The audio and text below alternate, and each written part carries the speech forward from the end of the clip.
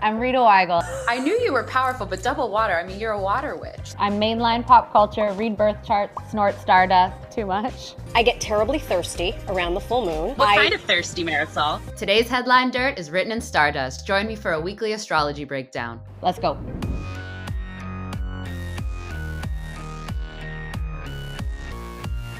So Blake, Justin, were the signs all there? Should we have seen this coming?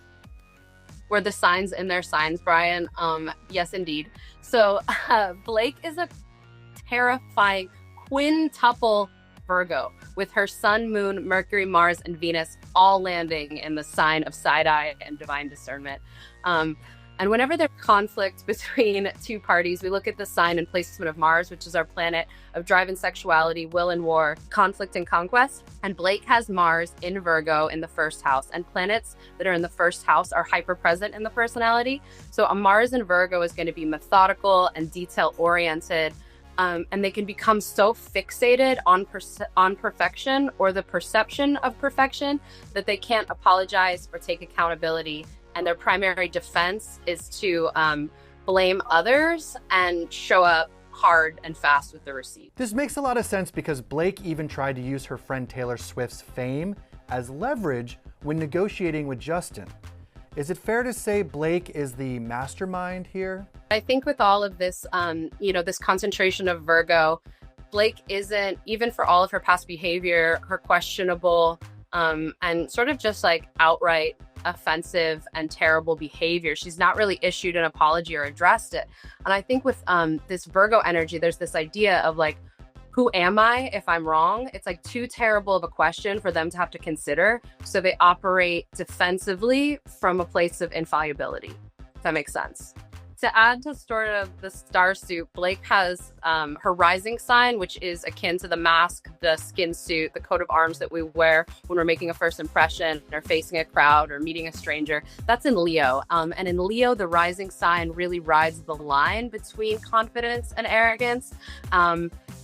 And sort of in its shadowy aspects feeds on attention like a lizard in the last gasp of golden hour sunlight. In kind and in rising with Leo energy, it's kind of like yellow journalism. All press is good press. Like all conversation that centralizes them, be it sort of a tear down or exaltation, is evidence of their power to command. Wow. All press is good press is not only the page 6 motto, but is definitely the playbook that Blake seems to be playing right now. And people are getting a little sick of it. There's been a little bit of a backlash to how much we're hearing about Blake and Justin. Right.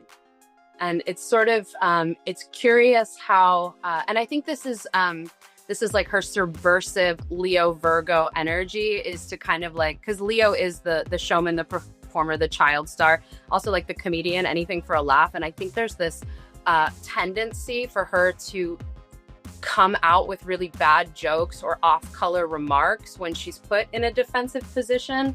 First of all, congrats on your little bump. Congrats on your little bump. Let's talk about my fellow Aquarian, Justin Baldoni. What's going on with Justin? So Justin is an Aquarius sun, but he has a stellium or a dense concentration of planets in Scorpio, including Mars, his planet of conflict. And with these two, it really comes down to this stellium energy that they both possess. So it's sort of the fastidious Virgo and the ruthless Scorpio. So the Lord of War, or Mars, is really at home in the sign of Scorpio. Mars is the ancient ruler of Scorpio, and natives with this placement understand really only two operatives, which is destroy or be destroyed. Scorpio rules the 8th house of sex, death, secrets, other people's resources, regeneration. And people with this placement are not afraid to go to basement depths, meaning we kind of can't predict what he'll do, and there's no telling how far he'll go. Yeah, the depths, the basement, was that a reference to Justin and his friends and family being forced to watch the premiere in a basement? The premiere of the movie? It wasn't, but there are no accidents, Brian. Maybe that's a reference to the $400 million lawsuit against Blake and Ryan. I mean, that is a big ass lawsuit. In terms of Justin's Mars and Scorpio, Scorpio is the zodiac's instigating investigator. This is a person that was like born to dig, unafraid of the muck, and ever on the make for the best mud to sling. We have an exciting couple months and maybe even years ahead of us. There's no telling what he'll do. I love it. Crazier than a box of hair. And What a great head of hair that is, though, you know? All right, we got to talk about Blake's husband, Ryan Reynolds. He's also inserted himself into this public relations black hole. What's up with Ryan?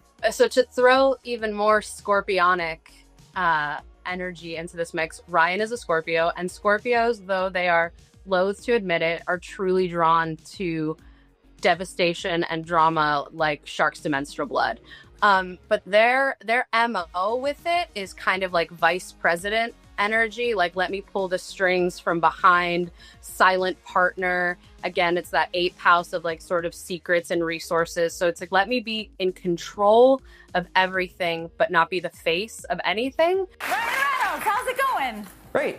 Why? What have you heard? And if you're looking for sort of celebrity evidence of this, Kris Jenner, ladies and gentlemen, the momager to end all momagers, of course, is Scorpio. Wow, I never thought we would compare Ryan Reynolds to Kris Jenner, but let's throw Dick Cheney into the mix and the three of them. Vice President energy. Yeah. I can't wait to see how all the legal drama finally shakes out. And I think there's one truth that we can all agree on. A sequel is not written in the stars.